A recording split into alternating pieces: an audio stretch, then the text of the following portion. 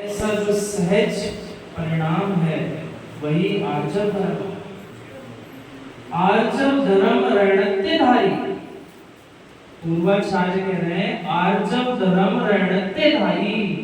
आर्जव धर्म का पालन तो मात्र परम शुद्ध निश्चय से वीतरागी श्रमणों के ही होता है। ऐसा इसलिए कहा क्योंकि ये संसार इसने बिल्कुल सहजता के साथ मायाचारी को अपना प्रमुख अंग, अपना प्रमुख भाव बना लिया।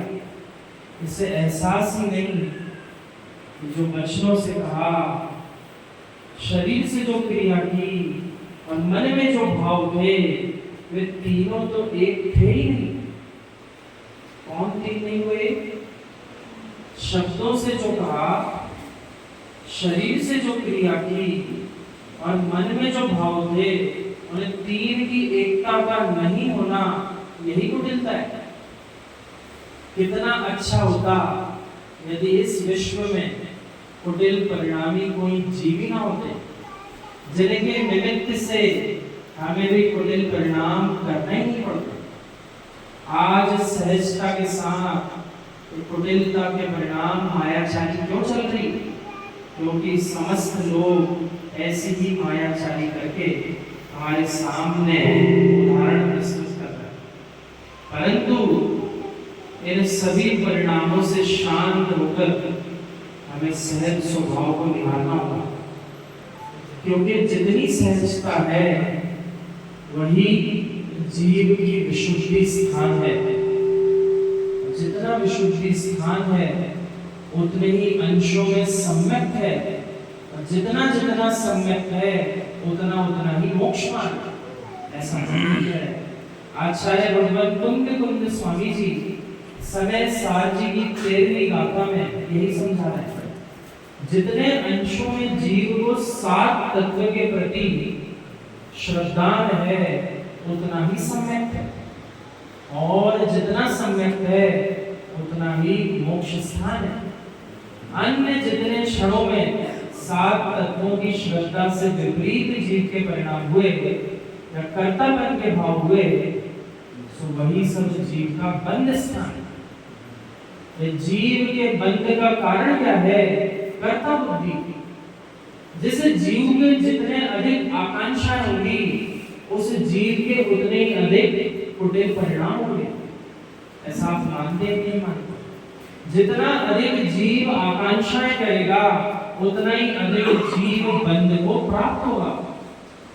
इसलिए आकांक्षाओं को विराम करके, आकांक्षाओं को विराम दे करके कुटिल परिणामों को समाप्त किया जा सकता है। और जब तक जीव किसी भी तत्व की, किसी भी पदार्थ की, किसी भी वस्तु की आकांक्षा करेगा, उसे मायाचारी करना ही पड़ेगा।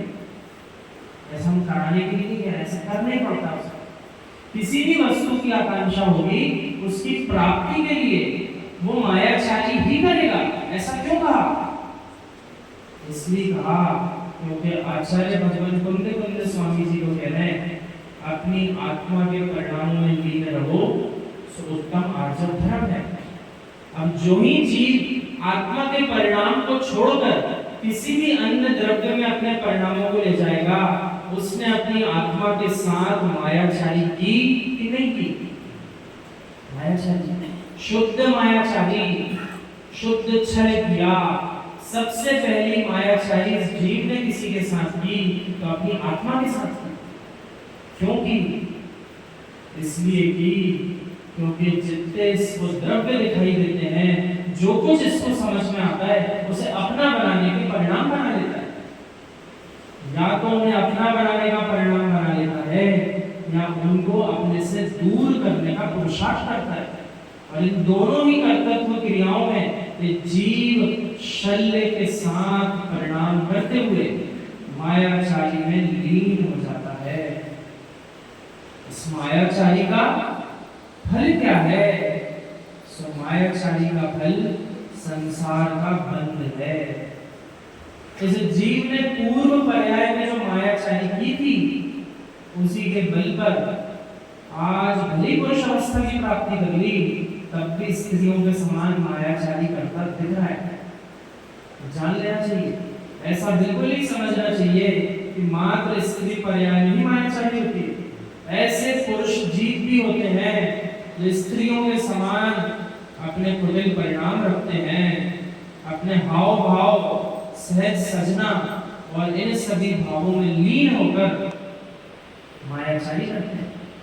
तो अभी तो महिलाएं खुश हो गई, पुरुषों को पकड़ लिया, लेकिन ऐसा बताया कि जैसे सम्यक दृष्टि के लिए सम्यक सहज है, वैसे स्त्री पर्याय में मायाचारी ही सहज है।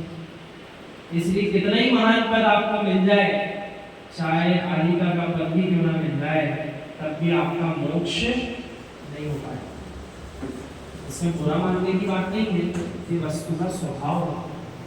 और ज्ञानी जीव पुरुष हो या स्त्री हो, वही सम्यक दृष्टि है जो वस्तु के यथार्थ स्वरूप को जैसा है वैसा ही मानता है। जो सोदु सोचेव, जो सोदु सोचेव, जो है सो है, ऐसा जनेंद्र भगवान का उपदेश है। जो तत्व जैसा है, जिस वस्तु का जैसा स्वभाव है, उसको वैसा का वैसा मानना, उसमें फेर बदल के परिणाम नहीं लाना, यही है उत्तम आर्जव धर्म। स्वयं विचार करिए, ऐसे उत्तम आर्जव के परिणाम ग्रस्त अवस्था में हो पाएंगे क्या? इसे जीव ने किस किस के साथ छल नहीं किया, अपने घर गृहस्थी